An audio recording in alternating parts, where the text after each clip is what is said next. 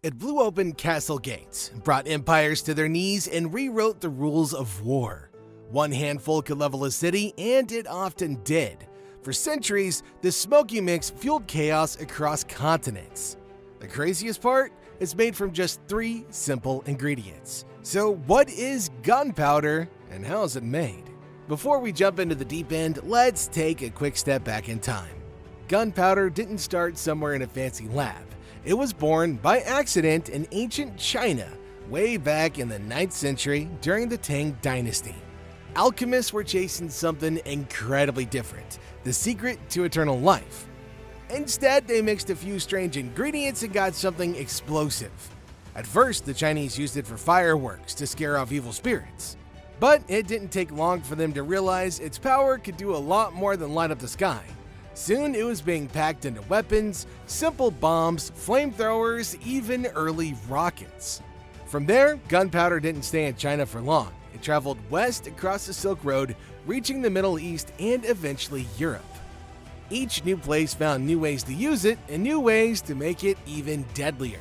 By the time it reached European battlefields, gunpowder had already started to change the world. Now that we know where it came from, let's look at what it's actually made of. So, what is gunpowder exactly? At its core, it's just a mix of 3 ingredients: saltpeter, charcoal, and sulfur. That's it. 3 simple things, but when combined, they pack a serious punch. Saltpeter, aka potassium nitrate, is the key player. It's the part that feeds oxygen to the fire, helping everything burn fast and hot. Charcoal acts as fuel. It's what actually burns and keeps the reaction going. And then there's sulfur. It lowers the temperature needed to start the explosion and makes the whole thing burn more smoothly. Each part has a job, and when the balance is just right, they work together to create a fast, powerful reaction.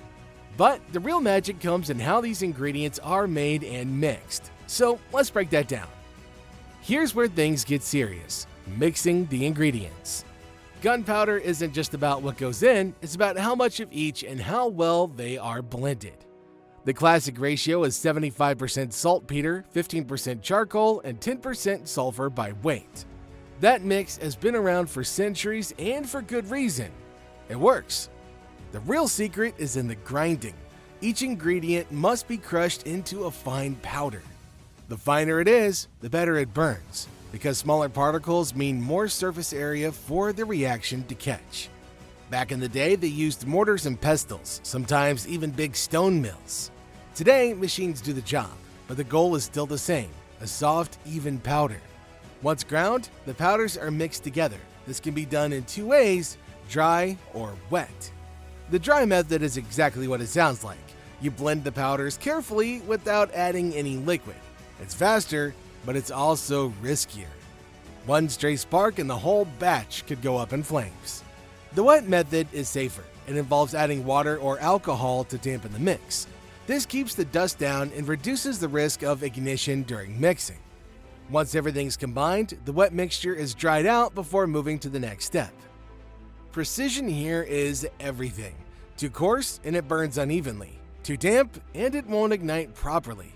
Too rough with the mixing and boom! If done right, you're holding one of the most powerful inventions in history. Next, we shape it, turning this dusty mix into the grainy powder that we all recognize. Once the ingredients are mixed and dried, the powder still isn't ready. It's just a soft clump, messy, unstable, and hard to handle. That's where granulation comes in. Granulation is the process of breaking that powder into small, even grains.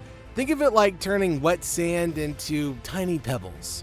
These grains help the gunpowder burn more smoothly and predictably. Smaller grains burn faster, great for firearms. Bigger ones burn slower, better for cannons or blasting rock. Size matters, depending on the job.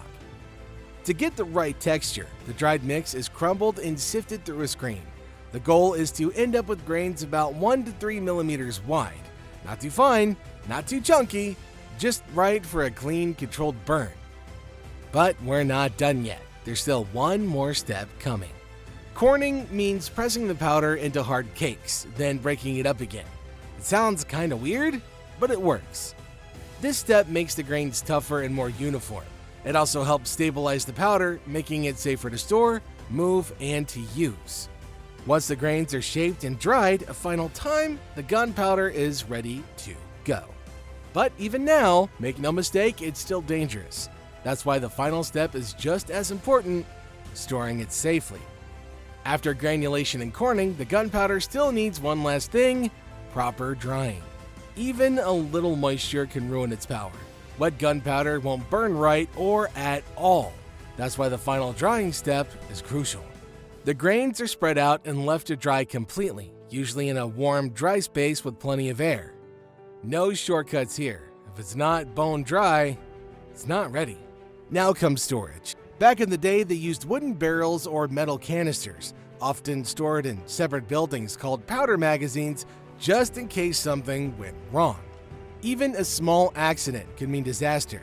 Making gunpowder was always a risky business, but those who handled it knew the rules: respect the powder or you paid the price.